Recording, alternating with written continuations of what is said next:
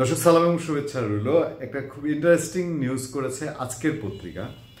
Interesting বলতে হেডলাইনটা অন্তত interesting. অন্যান্য অনেক পত্রপত্রিকায় বিএনপি তাদের সদস্য সংগ্রহ এবং নবায়ন কার্যক্রম শুরু করেছে, এই বিষয়টা জানিয়েছে এবং এটা খুব ধুমধুমাকারের সাথে বিএনপি শুরু করেছে। পজিটিভ উদ্যোগ নিঃসন্দেহে, প্রত্যেক দলেরই এটার মধ্যে একটা স্বচ্ছতা থাকা উচিত। যদিও বিএনপির মধ্যে এই স্বচ্ছতা নিয়ে নিজেই প্রশ্ন তুলেছেন বিএনপির মহাসচিব যে অতীতে ওগুলো করেছে কি, মানে এমপি যারা হবে এরা এসে দলের এইসব সদস্য ফর্ম যা আছে সব কিনে নিয়ে বাড়ি চলে গেছে এবং তার ইচ্ছা মতো যাদেরকে সদস্য করা দরকার তার নিজের গ্রুপের নিজের অনুসারী তাদেরকে সদস্য বানিয়েছে।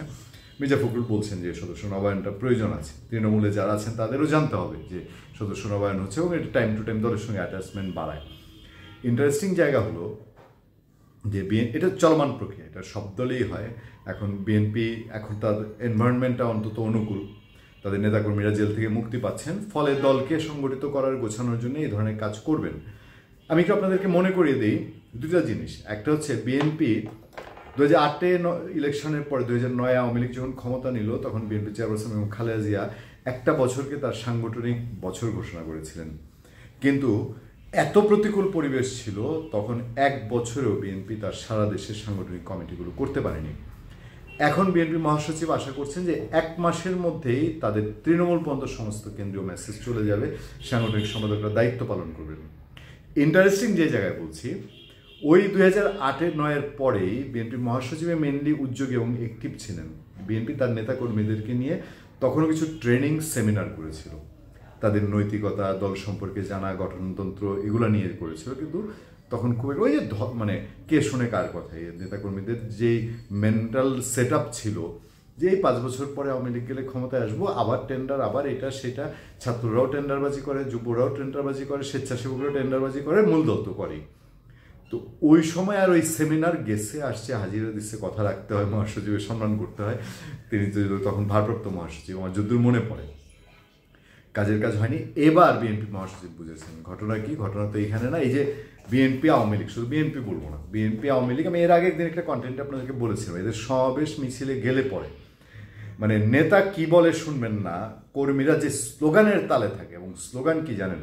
স্লোগান হলো প্রথমে একটু তার দলের, ধরেন আওয়ামী লীগ হইলে প্রথমে কয়েকদিন একটু বঙ্গবন্ধুর নাম নেবে, তারপরে নেত্রীর নাম নেবে, এরপরে তার এলাকার যে ভাই, বড় ভাইয়ের নামে স্লোগান চলতেই থাকবে। মূল নেতা মঞ্চে যে বক্তৃতা দিচ্ছেন ওইটা পাবলিকের কানে যাওয়ার সুযোগ দেয় না। বিএনপি হইলে জিয়াউর রহমানের নাম 1 বার নিবে, খালেদা জিয়ার নাম 3 বার নিবে, শেখ তারেক রহমানের নাম 6 বার নিবে। নেয়ার পরে তার পাড়ার যেই নেতা যে ওই পোলাও কোরমা আপনার তেহেরির প্যাকেট দিয়ে নিয়ে গেছে তার নামে সমানে স্লোগান দিতে থাকবে। এবার মঞ্চে যে আছে তার বক্তৃতা শোনার সময় নেই। মির্জা ফখরুল অসংখ্যবার এই ধরনের পরিস্থিতির মুখোমুখি হয়েছেন, এটা বহু রেকর্ড আছে। মেজাজ পরে আর কন্ট্রোলে রাখতে পারেন নাই, চেতে গেছেন, চলে গেছেন, ধমকিয়েছেন, ওবায়দুল কাদের ধমকিয়েছে, বাংলাদেশের মানুষ বহু দেখেছে। এখন মির্জা ফখরুল বুঝেছেন যে এবার তিনি মাস্টার মানুষ, শিক্ষক মানুষ, যে এইবার এদেরকে ঠিক করতে হবে, এদেরকে এবার বক্তৃতা শিখাইতে হবে, এদেরকে স্লোগান শিখাইতে হবে, এদেরকে মিটিং কিভাবে পরিচালনা করতে হয়, কিভাবে সঞ্চালক হইতে হয়, প্রেজেন্টার হইতে হয়, এটা শিখাইতে, এই ট্রেনিং আগে প্রয়োজন। হাসতে বলছি, কিন্তু দিস ইজ দ্য ফ্যাক্ট। আসলেই বাংলাদেশের রাজনৈতিক দলগুলোর এই প্র্যাকটিস যদি মির্জা ফখরুল সফল হন তার দলে, আমি মনে করি এটা একটা ভালো উদ্যোগ। এবং এটা সব দল, জামাতে ইসলামের মধ্যে আছে, কিন্তু দেখবেন জামাতে ইসলামের লোকজন তাদের মিটিংয়ে, নিজস্ব মিটিং যেগুলো, এগুলোতেও তারা এরকম করে না, তাদের ওইভাবেই তৈরি করা হয় একদম রুট থেকে। আর বিএনপি আওয়ামী লীগ তো হলো ডাইরেক্ট অ্যাকশন পার্টি, এদের নেতাকর্মীদেরকে এইসব বলাও হয় না, বোঝানো হয় না, কারণ নেতা যিনি হয়েছেন তিনি তো এই করে নেতা হয়েছেন। এখন মির্জা ফখরুল যদি এই ট্রেনটা আবার চালু করতে পারেন, মনে হয় বাংলাদেশের রাজনীতিতে একটা কিছু ভালো কিছু হয় কিনা। ধন্যবাদ সবাইকে, ভালো থাকবেন, সুস্থ থাকবেন, আবার দেখা হবে, আবার কথা হবে। আপনাদের সাথে আমি আতিক রহমান, পূর্ণিয়া।